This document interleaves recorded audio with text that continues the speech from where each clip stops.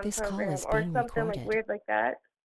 Right. Yeah, I did have a good point, Rachel. I just started the interview just now because we're saying some really good stuff regarding the Flyers, and I think this will be helpful to other people that will be listening. Yeah, I did have some strange responses.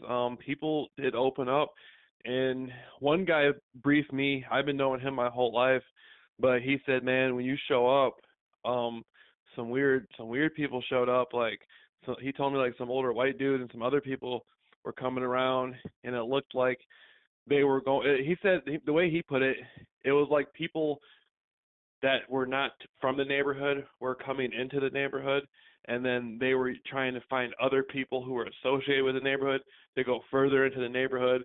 And basically, they were paying people $30, $40 at a time to follow me around with red shirts and brights on the cars.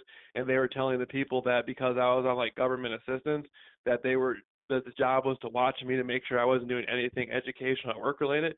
But the people had no business cards. They had no official way of presenting themselves. It was just all through word of mouth, and that was one means as to which they would network through the neighborhood. But they couldn't just go out. Like, this is an area where I know a lot of people, and so I've even seen it to where there was some people they would not approach because I knew them so well. But like 99% of the people they would approach, 98% of the people that would approach. And the neighborhood that I live at, I don't know any of these people. There's some people who live in the neighborhood that I've talked to a few times, but none of the people really actually know me. They just probably have seen me while they were, watching me on the internet or involved in, whatever they're involved with assignments.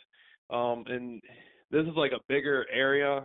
This is a more spread out area. So there's like a lot of different areas in the area that I'm at, but in the area that I'm talking about where the people told me, all those people have been knowing me my whole life. So these are people I know from like elementary school. These are people I know from the fourth grade and stuff. And these are people like we slept over each other's houses growing up and stuff like that. So I'm just like, just tell me what's going on. Just tell me what's going on. And sometimes they would tell me, some of them, sometimes they wouldn't. But then there's a lot of drug users in the area. There's a lot of crack smokers in that area. And so oftentimes I would bribe them with like $10. And I'd be like, look, here's $10. You want to get high. You want to smoke a rock. I mean, man, you're going to get a rock. For a crackhead to get a rock, that's a big deal, right? So they're just like, fuck that. You know what I mean? I'm going to tell you what you want to know because I want to get that blast. And, like, I'd be like, look, the dope boy's right there. Like, I'd say, look, the dope boy's right there. I'm going to make it. He's going to give you a rock if you tell me what you're talking about. I know you want that. Don't you want to get high, man? And, like, they start telling me stuff. I say, look, dope boy's right there. I'm going to give that dope boy $10. He's going to give you that blast. And they want that blast. And so they would tell me. And that's one way I started figuring it out. Another way would be when I was in more elaborate neighborhoods, like neighborhoods where there was a lot of money in the neighborhoods. I would just walk up to people and start talking to them. One time I walked up to a guy. I knew he was doing gang stalking assignments. And I asked him, I said, I said, hey, did somebody pay you to do this? And he shook his head. Yeah, he looked like he was scared. And that's the last thing I want. I didn't want him to be, I don't want people, like, I never approach people trying to intimidate him, but the guy was smaller and I'm like 6'5". I'm 6'5". And so. Like, are you a part of this? Yeah, I think he was a little intimidated. Like, you know what I mean? Like, because he could tell I wasn't scared of him. And so I think, yeah. I think me not being scared kind of intimidated him a little bit. You know what I mean? And so that wasn't my intention though. I was just like, hey, this I'm gonna pay you to do it. And he was very polite. I was polite with him, but he seemed intimidating. He shook his head, yeah. And I said, well, who did it? Who showed you? And then he looked back at the guy behind him, and I was like, and he gave the guy up. But then he said, oh, I'm just joking. So he actually looked back to the guy in the distance, and he actually gave the guy up that got him to come do the assignment on me. And Did so you that was go another. talk to that guy? No, I didn't. I didn't talk to him. I should have, though. I should have, looking back. But at the time, I don't know, at the time I just had kind of, this is when I first started getting started with this, though. I'd be a little spooked, though, too, so. Yeah, like, I wasn't scared, but this is when I first started. I was kind of surprised that the guy told me, yeah. I was kind of shocked. Like, it was almost like that was sufficient. You know what I'm saying? It was almost like that was sufficient enough for me to be like, okay. I was like overwhelmed. I'm like, oh my God, they're telling me what's going on type of thing. And, I was like still wet behind the ears and stuff. And so that was like a victory. That was like a moment of victory for me on that day. There's been other people who I would say, I would ask them, I'm like, hey, why are you, like I'd be like, hey, do you have a favorite color? And they'd be like, yeah, my color is blue. I say, why are you wearing red? And like I'd get into it and I'd start asking them, and sometimes they wouldn't admit to gang stalking me, but they would say that they were on chore, like they were doing chores for people and stuff, and I would start asking about neighborhood watch groups and stuff, trying to feel it out. And sometimes I'd get some answers that let me knew they were involved with stuff, but then there has been, let me see, what's the closest anybody's ever gotten? Oh, one time I was over at a woman's house and we were hanging out, and she told me flat out that she had got some sort of message through Facebook or something, and the people were telling her basically it was some sort of like, I think it was like a questionnaire thing or something, but they were telling, it was communicated to her somehow that like I was mentally unstable, so she had to follow me around with a red shirt and check on me or something. And so then I started telling her about gang stalking and all that stuff. And so there's been some people who have slipped up. There's like more instances too. I'm trying to think. There's like a few times, that people told me about. Like I've had a gang stalker, a woman email me that told me. I always tell that story about the 1-800 number and all that stuff. But when I'm out walking, yeah, some of the people would talk about it while I'm out walking and talking to them. But and I'd go through various communities and stuff. Kind of like, you ever heard of a magazine crew? Yeah. Almost like a magazine Like crew. Yeah, yeah, yeah, almost like that. Almost like that, And you know what I mean? Like I'll just be like, and I noticed one thing, Rachel, this is what I really noticed is if you go to a setting that you've never been to before, you got 72 hours. You got 3 days until the neighborhood has been acclimated enough to stalk you without further command, meaning it takes the liaisons and it takes the neighborhood watch group, or it takes the stalking networks, because sometimes there will not actually be a community watch group doing it. Sometimes it's just stalking networks basically, that arrange for it to happen. There's different liaisons that come in. So sometimes the cops will not officially be involved through a neighborhood watch group. Sometimes it'll be just a regular neighborhood watch group doing it. It really depends. But I noticed you got about 72 hours. So within 72 hours, everybody in the neighborhood will be acclimated, and the stalking network will have briefed enough people, and they will have found out who they want to play what roles, and then there will be small adjustments from there on out. So from there on out, different people will play different roles. That's like a on a run type lifestyle right now sounds so appealing. Like if you want to seriously just try and get away from it, like it's almost like I want to get an RV and just go from town to town to town, so that they can't really like get a grasp on my whole world, Yeah. Yep. It takes them 3 days to set up shop, and so if you keep it nomadic and you keep it pushing, they won't really get to dig in, so to speak. But so what I usually used to do was within the 72-hour period, I would just bombard the neighborhood myself. And see, my whole style back then was I began to offer people to do odd jobs for them while I was out in the community, because I wanted that proactive, positive vibe going. I didn't want any confrontational vibe.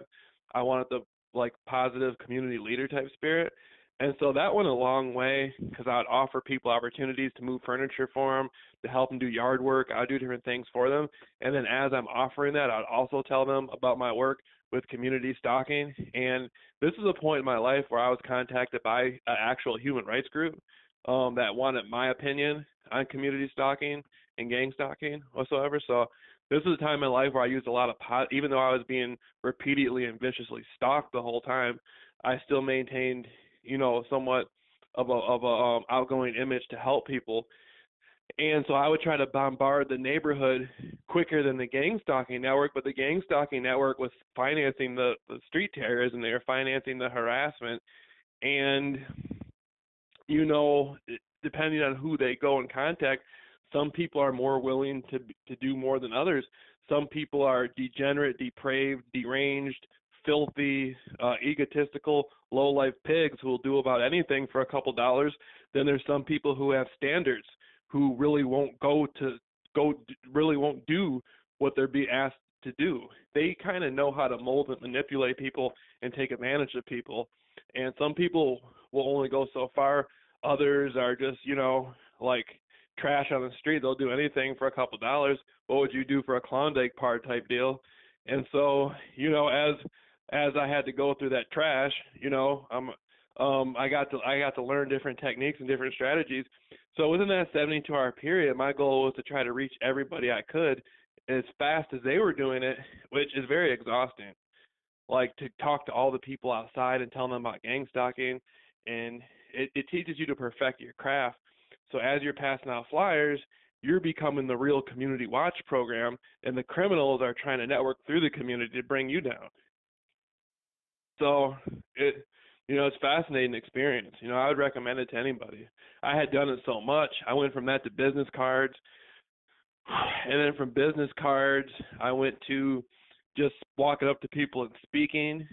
And, I didn't have any fear at the time. I still have no fear. Every now and then I will go around and just talk to people about it, and it's a really cool experience. What was there at any point in time where you were fearful? Because I was curious about that. I know it's a little off topic, but no, I wasn't. Your approach to this the whole time. No, I wasn't afraid. I wasn't scared. I'm gonna be honest with you. I wasn't afraid, and I'd go and talk to gang members and stuff, and I would talk to everybody. I'd actually go talk to drug dealers and gang members about gang stalking in areas that I didn't even know where I was at, and I didn't even know them. I wasn't scared, and then I would go talk to people at Fortune 500 companies, executives. I looked at it like I'm important. I'm important to the community. What do I need to be scared for? I'm not a part of a criminal street terrorism network. I'm saving people's lives. Like I'm an asset to them, not a negative thing towards them. I feel that people who are that enjoy figuring things out, whether that be how to take apart a computer and put it back together, or hold on one second. There we go. Take a computer apart and put it back together, or anything like that. I would think that those people would be less prone to be terrified, like yourself, because that's how I've gotten through some of it, not being afraid. Like you were saying, like I have a little bit less fear than most people. It's just because I'm kind of fascinated by how this is all done. And in the very, very beginning, I was under the expectation that someone would come along and tell me. So I was just waiting for that person, like all excited, like, how do we do this? I thought it was a prank at first, Mm-hmm. But anyway, back to what you were saying. Right. Well, you might be a little intimidated and a little scared, but if you are, that's okay. Me personally, I wasn't, because I just, I had been, certain things had happened to me before I got gang stalked, which were a lot more troubling than gang stalking. But once gang stalking occurred and I realized I was gang stalked, I was relieved.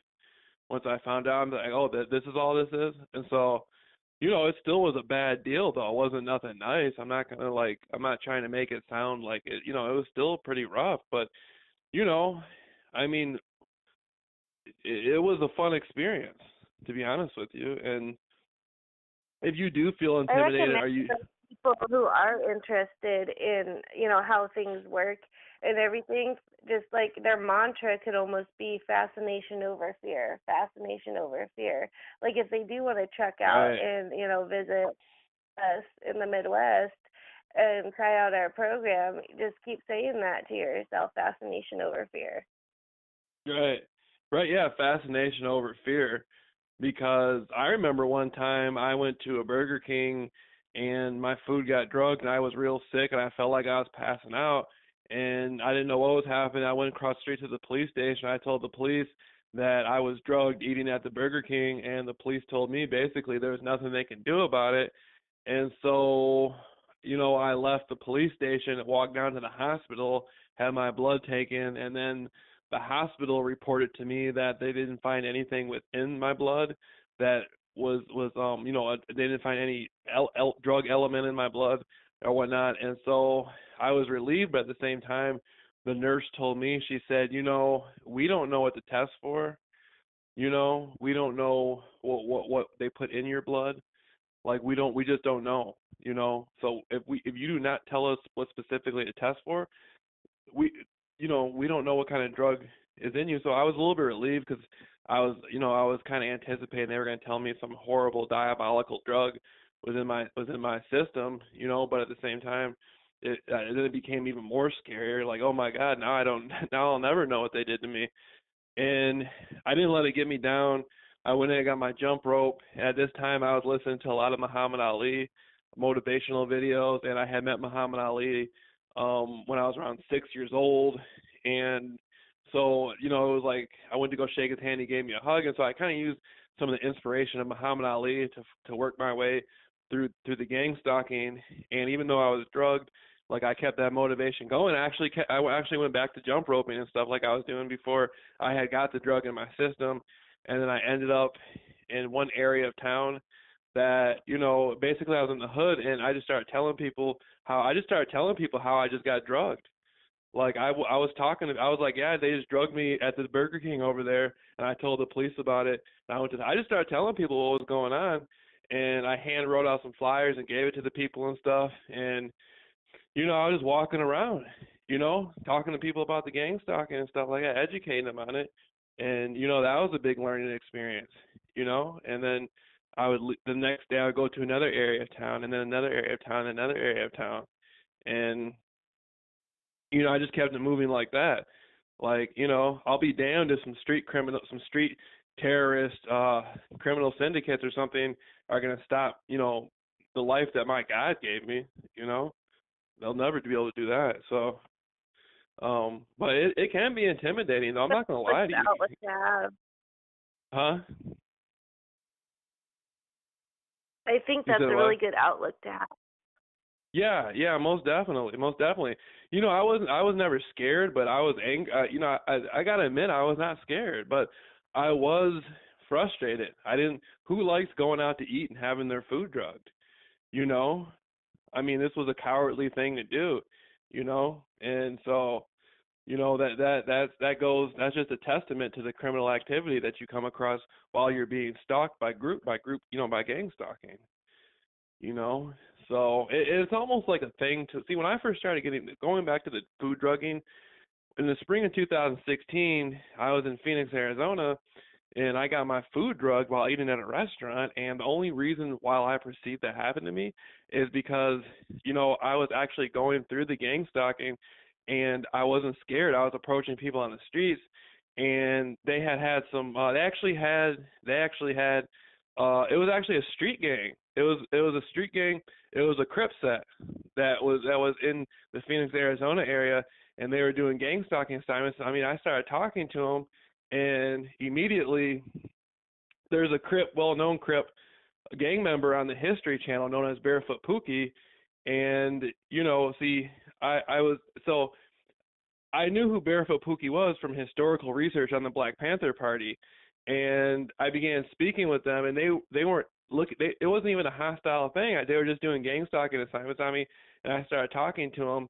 And then our conversation naturally drifted into a historical aspect. Like, it just naturally happened. And the next thing you know, I started educating them on COINTELPRO of the 60s, the rise and fall of the Black Panther Party, and all these different things. And, they gave me their phone number. They were very kind. They were very nice and stuff like that. And then I realized, I'm like, wait a minute. I can take this gang stalking stuff anywhere, and it doesn't matter what's going on around me, because if I know how to tell my truth to people, the way they take it, if I know how to tell my truth to people in a certain way, it will be received in a way like what you put out comes back, And see, I realized I don't have to hide. What am I going to hide for? It's the street terrorists that hide. So it was a glorious day. Like I was able to show gangbangers how there are real street criminals out there manipulating the scenario. And I think that's kind of funny that like you get drugged and then you go like immediately and talk to a drug dealer. It's like your intuition was almost telling you, well, maybe the drug dealer knows what I was dosed with. He's got knowledge on this. That's funny. But you can get into a situation where that was at a low level. There's other times where I would be at libraries getting gang stalked. I would go into a library and get like 10 books, and I'd just sit there and read the books, and everybody in the library would be participating in it, and college students would be involved in it. And there was a couple people who were attending universities, and I would bring up an intellectual subject to them. And we would go into it like, what were we talking about? Um, I think like one of them, what was I talking about? There was one subject like one of the guy, he had some books on like astrophysics, and I started talking to him about it, and then our conversation started going back and forth, and he told me what university he attended, and I started asking him about like had he ever heard of organized stalking, had he ever had a problem with stalking on his campus at the university he went to, and he said no, and then I started recommending authors to him, and people who had done writings, like I think Dr. John Hall was one of the first people I brought up, even though I actually never read one of Dr. John Hall's books. I just read some of his blogs. I brought that up, and he was like, "This guy's a real medical doctor." I was like, "Yeah, he's a real medical doctor." And so that sort of interested the university student that there's an actual medical doctor who's being gang stalked. And so, that was another example that I've taught myself about how you can blend in with different sorts of people, where, you can talk to university students about organized stalking and share with them that it could be going on their campus. Then you can be walking the streets and literally talk to people on the streets about gang. Like, you can go into different areas of civilization and talk to different people about gang stalking and give it to them in a way in which they can interpret it that it applies for even if they're involved with it. Like, that's sort of what my Be Gang Stalking thing was about, was, reaching everybody you can and educating anybody you can. I mean, I do think that, like, for some people who start out fearful, which I mean, I test this myself, because, like, yeah, when this all first started happening, I was so scared. Like, I came close to shitting my pants. I don't even know how many times during this whole thing. And I think, like, going through this process will pretty much eliminate any fear that I have. Because once you understand it, there, there's that fear of the unknown, and once it's known, that fear like subsides quite a bit. Mm. Now, let me ask you a question. What would you have to say yourself to somebody who's participating in gang stalking?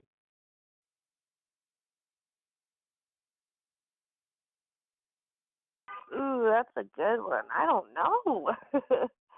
Like to someone who's participating in it.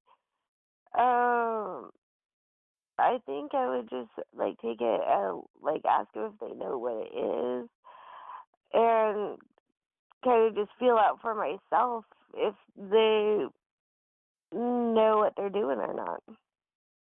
And maybe, Mhm. and my thing that I would want to really make a point to do is clear up any misinformation that they were fed or given. Right. So starting with the disinformation would be like the main source of the conversation as to the reasons why they were participating in stalking you.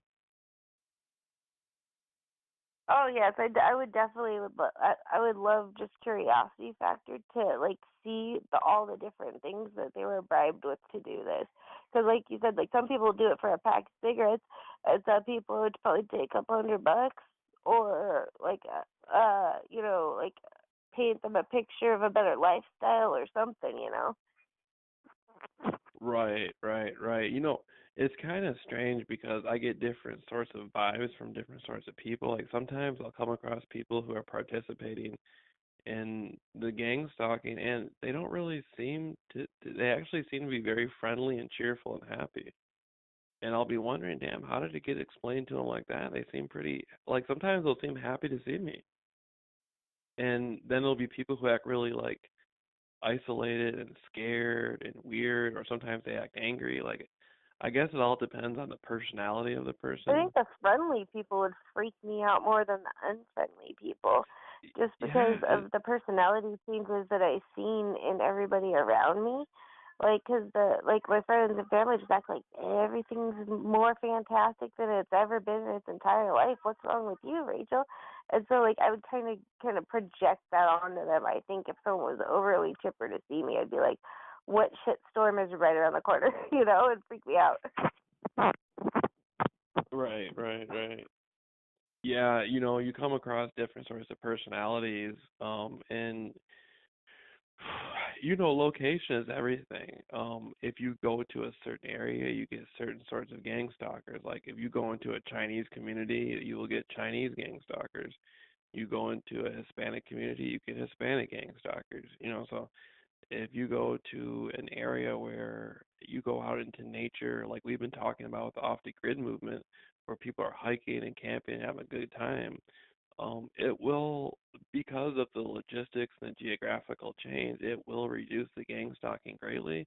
But at the same time, it will elevate the consciousness of the people we come across who are participating in this, as versus hanging out in an area where you go into the business district, people are overworked, they're unhappy, they're not getting enough sleep, yada yada yada. Their personality might already be hostile, and those are the types of people you'll come across in that realm. So, I think approaching it from going into less populated areas, areas where it's promoting mental health, like where there's sunshine and trees and nature. I think that will actually change the reaction that we get from these people, or how they approach us when they're doing it, and it will probably open up the mood for more communication on the subject. And speaking of I think that has a little bit to do with the genie effect that you were talking about. And what was funny was the very, very first YouTube video I saw of yours was yours talking about how you were talking with your buddy about Chinese ladies, right? And then everywhere you go, there's Chinese ladies. Cause after I watched your YouTube video, it was the first getting stuck in video I saw. I went out and I had to drive to Safeway to grab something right quick. And sure as shit, on every corner, like every block corner, all the way to that Safeway, Chinese lady with the hat. Yeah, yeah. Well, see, that's the mimic effect, and this has to do with the technology that's being utilized. I know I'm under an aerial view. People are using drone space or satellite space, through some sort of corporate network to view me and my movements. And if I go into a certain neighborhood, they will pick people with certain distinctive physical features to come out and do the assignments. And that's a form of mimicking. So if I spend a lot of time talking to Chinese women, or going out and trying to find Chinese women, in the area I live at, there's not very many Chinese women. So that was a pretty big challenge to pick that as a mimic effect. But if I was to do that strenuously, there would be much more of an emphasis put on the stalking networks to recruit people who were of Chinese descent to participate to fulfill the mimic effect. As if I went out and I started hanging out with, mainly black women, they would use more black women to follow me around and gang stalk me. If it's white women, more white women. If it's Hispanic women, more Hispanic women. And if it's a certain specific person, then they will use that person more and use other people who look like that person.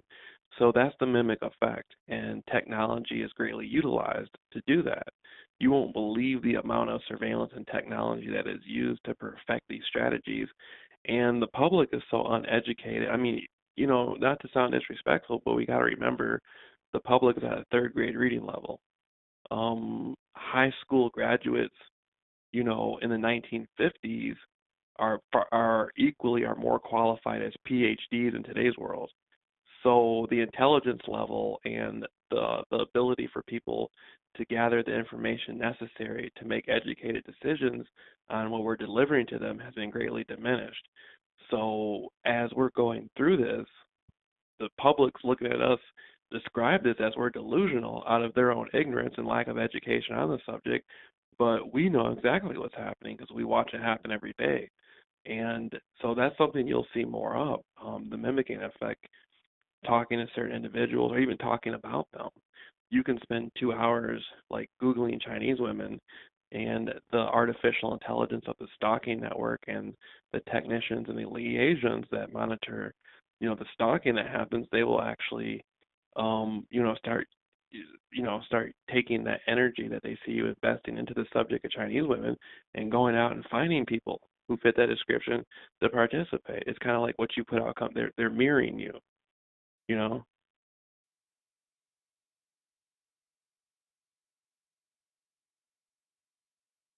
Yeah, they are mirroring us. Right, right, right. And that gets back to that gets back to our perception. That gets back to the manipulation of perception, the manipulation of how people view their reality. And so I came up with the Genie effect as a form of empowerment to people to be able to change how the gang stalking is approaching them. So, say I want to see more of a certain sort of thing, I will project that out by my interaction with the subject or by my interaction with the person or the object within my reality, and then it will be projected back to me in a certain sort of way. Now, the mimic effect is very complicated because there's mimics going on, and sometimes people don't know why they're happening. So there are mimics that are not recognizable by people. Then there's things that they just to do that they try on everybody. That's not actually a mimic. It's just something they're just doing to you, messing with you. So it takes a long time. I mean, not a long time, but sometimes it takes some experimentation to see, kind of test the waters and figure out, what's going on. Because my mimics come like like about the same day. Sometimes it takes other people like 2 weeks, depending on the degree of the stalking. You know, and it's fascinating. Yeah, that makes sense. Huh? It would take longer for some people's, and it depends on what kind of stalking they got going on too. Mhm.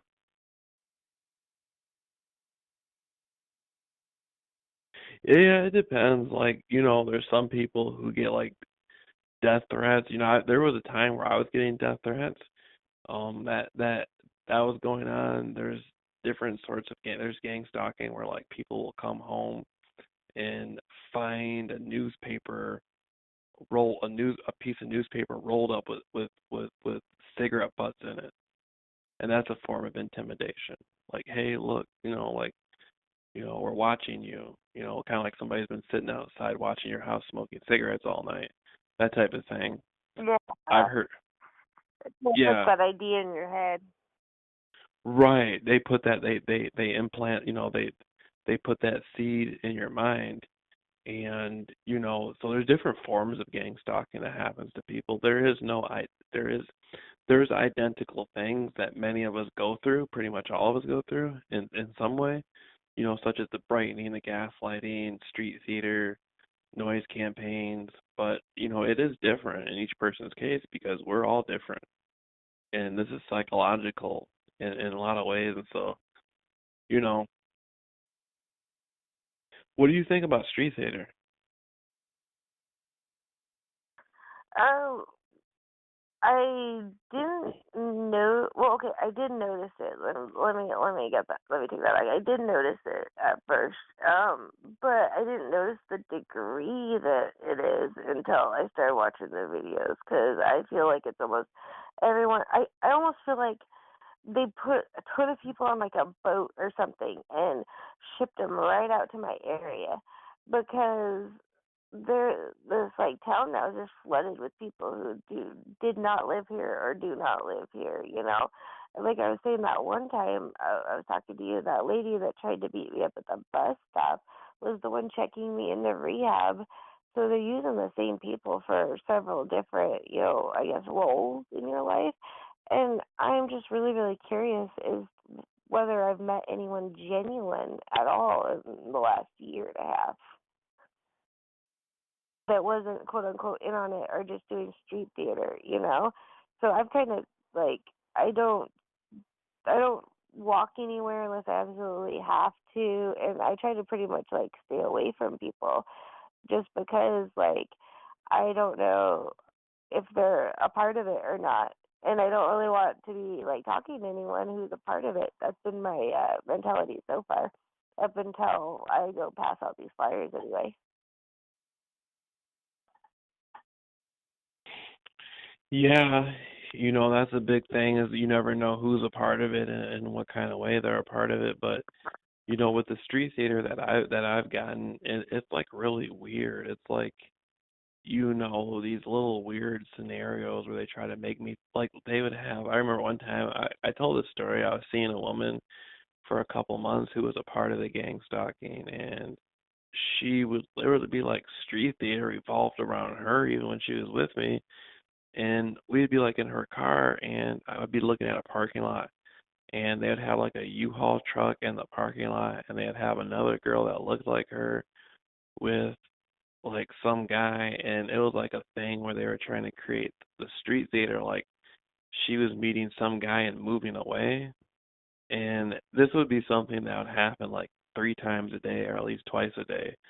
And I would be like, this is weird. Like they're having street theater about her moving away, and I was just like, it was stuff like that. It was weird, and they would just keep doing like that thing. That would be happening like twice a day or something, and Oh, I then have a freaky example. hmm I was on the bus one time, and there were these two. Okay, so there's the bus driver and these two gentlemen sitting right up near the front of the bus that looked very similar. They were dressed the same kind of haircut, stuff like that. It's just like one was Indian and one was Chinese, right? But they looked very similar. And so I'm sitting there, and the bus driver's having a conversation with just one of them, right? And the other guy's kind of just observing them, and then he's like taking notes and stuff like that. And then the voices in my head are like, okay, guys, switch. It's training day. And then the second dude starts talking to the bus driver, and they switch seats, not the bus driver, but the other two gentlemen, they switch seats. The other dude's sitting there, not taking notes, but holding the notebook and pad. And the new guy is having the exact same conversation with the bus driver that dude just had. It's like they were training for the street theater right in front of me. It tripped me out. that's really weird. Is that is that the only time something like that's happened to you? No, I mean I get street theater all the time. Like a lot of it just has to do with them talking shit about me in the back of the bus. That's most of it. Like most of it's just like straight up harassment or throwing Doritos at me or something. That's why I hate taking the bus.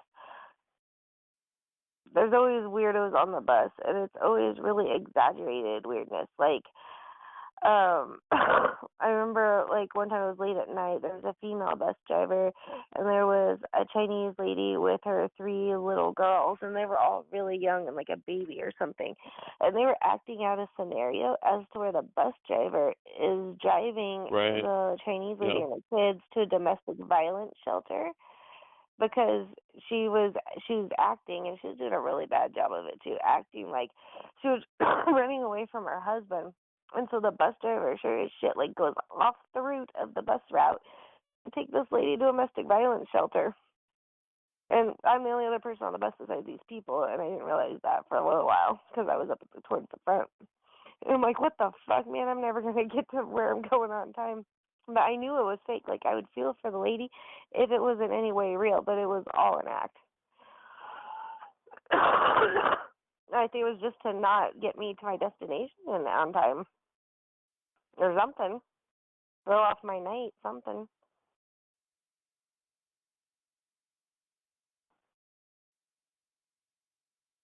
do you think you're gonna be seeing more street theater when we meet, or maybe the same or less of it? How do you think they're gonna react to? I know we've I talked think about it this might be before, crazy. I think they just might go bonkers. I don't know. right? I think it might be Well, amped up a little bit.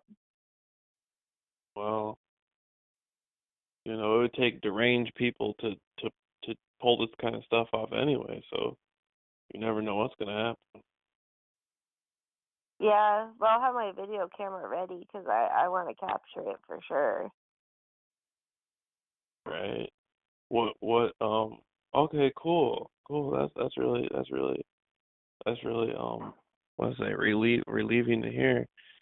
Now I was gonna ask you, with you recording the gang stalking, like what do you think would be the ultimate video clip to get? Would it be something like street theater, or what would be like the best thing? Because it's so easy to get the brightening and stuff. You know, that's why I'm mainly asking.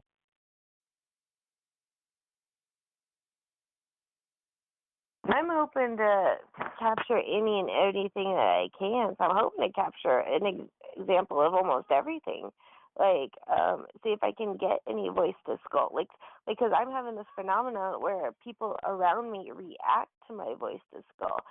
So I would really love to get out of a video, like say, okay, the voices just told me that, and then have someone else react to it. And I would love to get street theater. I'd love to, there's a lot of videos out there about brightening, but I haven't filmed one of my own yet, so I want to do that, and like kind of get the phenomenon of any crossed reference street theater, any crossed referenced gang stalking that happens when me or you are together. I'm hoping to really make some good use out of this trip. Mhm. Yeah, me too. Me too. You know what would be interesting? I wonder what would happen if we went to the Scientology headquarters. I mean, not the Scientology headquarters, but I'm sorry, but by a Scientology by a Scientology building. Would we be getting Scientology stock, do you think?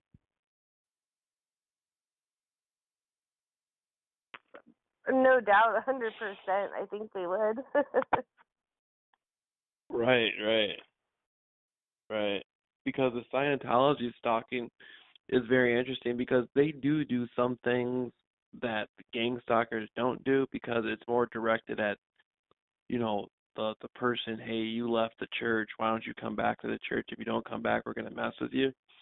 So, but they will be but the Scientologists nevertheless still would be gang stalking us. So that's fascinating. I almost want to go by a Scientology place just to see how they react, just to see if the stalking networks them into it. Yeah, me I know too. they And will. I I've mean, actually had a run in with the Scientology people before. I've had a couple of run-ins with them in my lifetime. I want to see if they reference any of them also. mhm.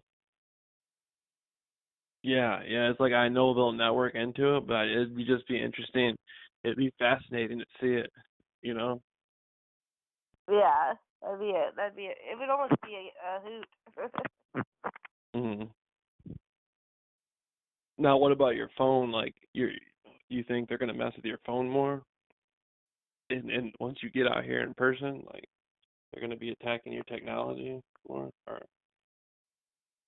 Yeah, 'cause it seems like anytime I do something that they don't like, but they go after my phone first. So I might not even have a phone when I come back, but if this phone gets another virus and just crashes on me, or I'm just tired of being surveillanced on it all the time, or not being able to use it properly as I want to, I'm almost thinking about just getting a burner phone like every week.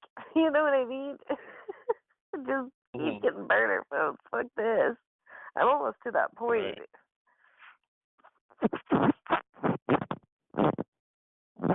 Oh They yeah, get just a turned burner my phone. Wi-Fi off. Oh, they Huh? just turned my Wi-Fi off, my Bluetooth on just now. Oh really? Off. I called it off. Yeah.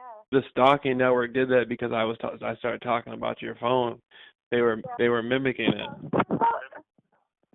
Huh? Can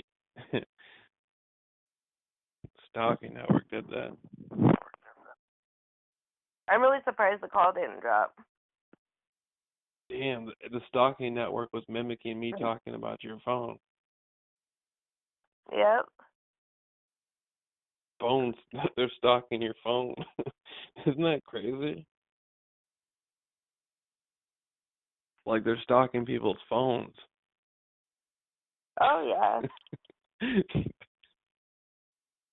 Yeah, it's not just people anymore, now it's phones. Mhm. And it's weird because like if I'm like, cause they know I love my music. I love music, and like they'll like pick out a song that like they'll just like all of a sudden YouTube's on my phone, it's playing and a song's playing that pertains to what's going on around me, and sometimes it really pisses me off. And sometimes I'm like, okay, that was funny, guys. Mhm. Right, right. Absolutely, absolutely. You know,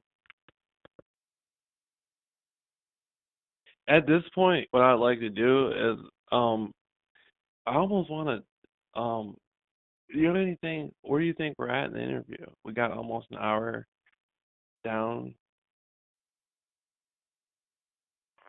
Yeah, like basically, like I'm hoping to start passing out those flyers tomorrow. So, I think I got enough information to kind of get a kickstart on that. And I do still encourage any listeners to have any information on anything we talk about, please weigh in, especially if it has to do with any um, any voice to skull things that you can pretty much put in layman's terms. And right now we're starting to talk about technology and how we're surveillance. Like I just discovered a couple of days ago from a buddy of mine that Siri and I think it's Google Assistant and I forget what the other ones are. Um, they we were like Jamal was already talking about how people eavesdrop on our microphones and listen to our surroundings like all the time, or they can intermittently, or maybe they even do all the time, like 24/7. Well, Siri does that as well. And if anyone has any information about where those recordings go, because it's supposedly for voice recognition purposes. Just the fireworks, guys. No one's being shot over here, okay? Right, right, Holy shit. right. Well, no, Holy no. I'm concerned about the money bomb. I don't think we're getting enough money from people out there who could be given more money, and I don't know what to say about that. You know, people just aren't coming off those chips. You know, so I mean, there has to be. Uh, what can we like? I'm How so many sorry. flyers? I just muted that all out. Like there was crazy fireworks and car alarms going off for a second. What was the question? Right. I'm concerned about the money bomb. People just aren't, coming off the money like they should be to help us get the flyers going. Like, you could get a lot of flyers going for $20. Rachel? Oh yeah. Every little bit helps. Every little bit for sure. You could get a lot of you could get a has the donations increased since we no. started talking about it more?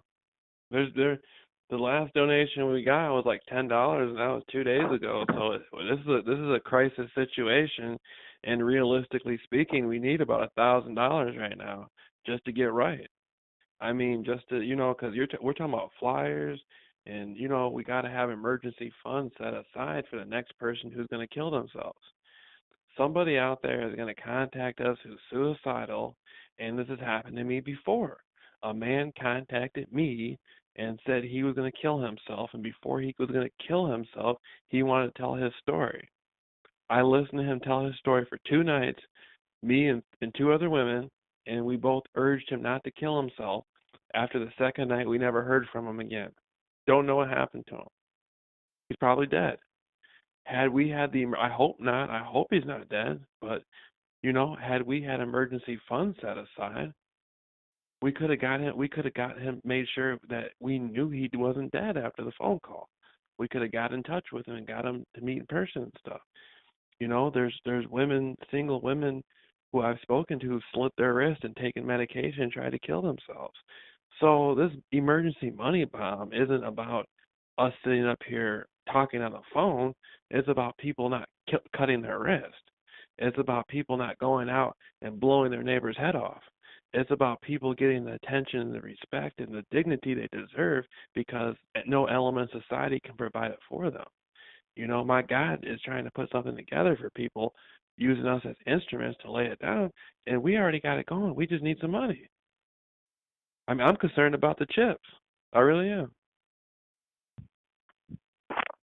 Yeah, that is a concern because we do have a couple of supporters who have brought up that they're more than happy to contribute to anything that could save a life, and being able to help someone get out of the situation that they're in and educate them and either send them back or they can kick around for as long as they want to until they feel safe or have a direction.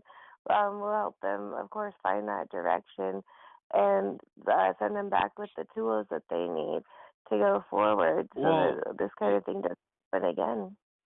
we're doing this. We're doing this out of motel rooms and camping sites and stuff.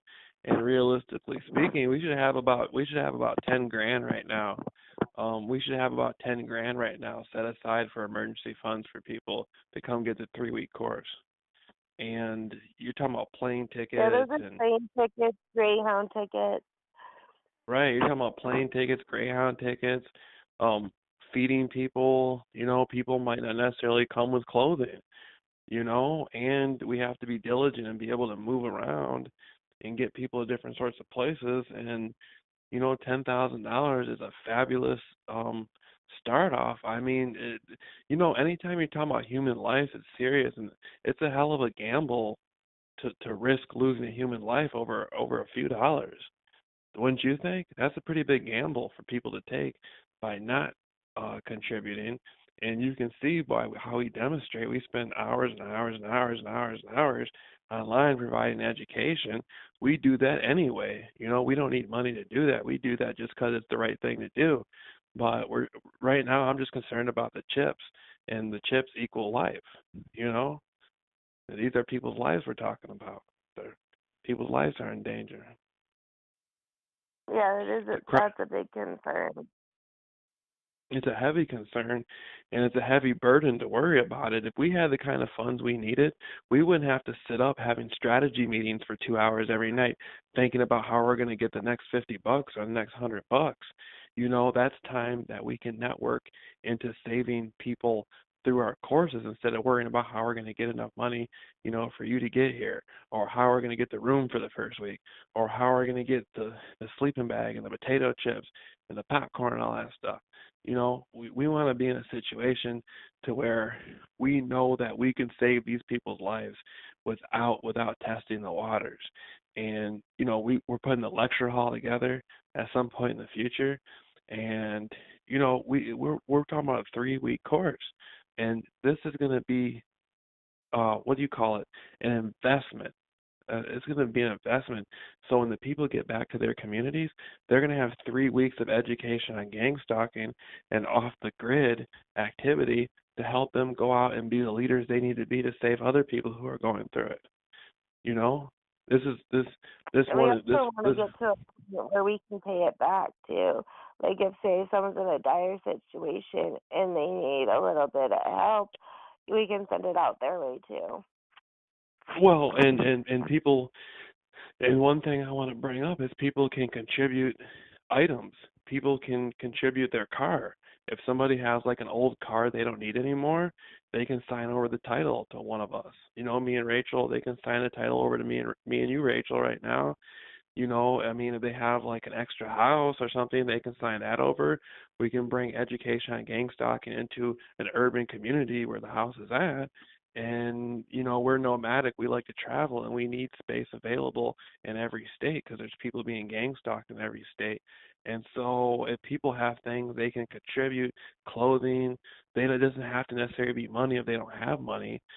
people can just contribute, computers, things like that, and we'd like to talk to the people, of course, and congratulate them on their efforts, but there's a lot here that can be contributed, you know? Am I right? Absolutely, absolutely. Yeah, I Right. didn't even that it dawned on me about yeah, equipment too. Yeah, equipment is an excellent thing.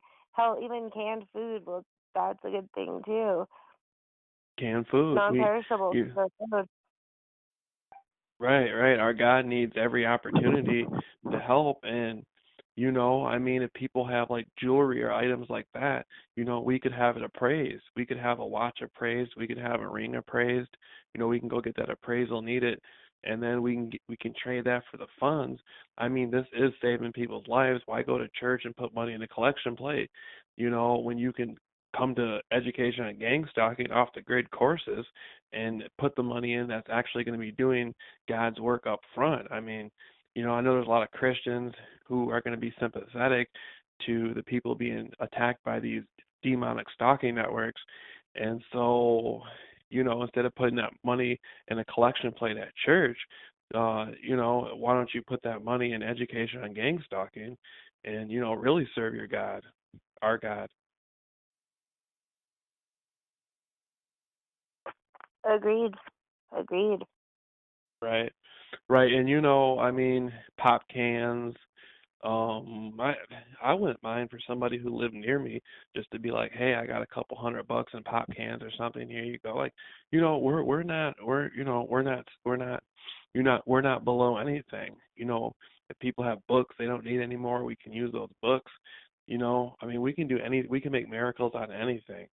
We're grateful for every penny we can get. We'll take anything. You know, bicycles, Yep, yep. um, right? We'll take anything. So, you know, um, Even if you don't think it has a use, we will find a use. right, right. We'll find a use for anything. I mean, that's just the way it is. Um, and we'll do things for people.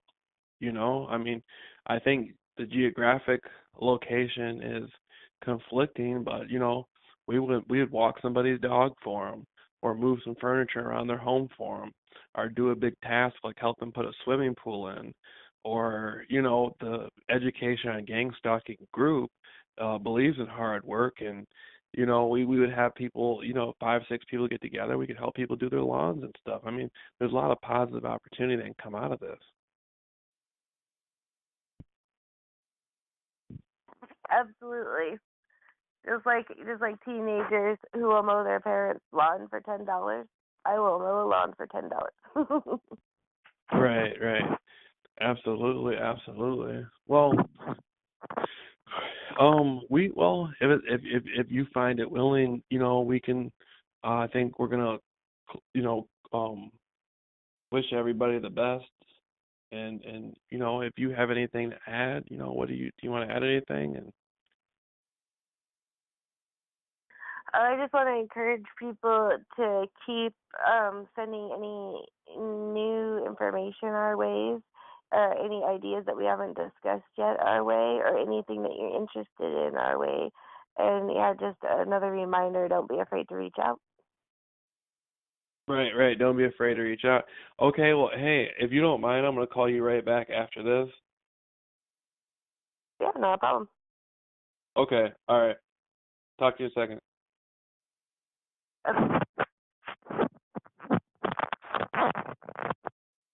Okay.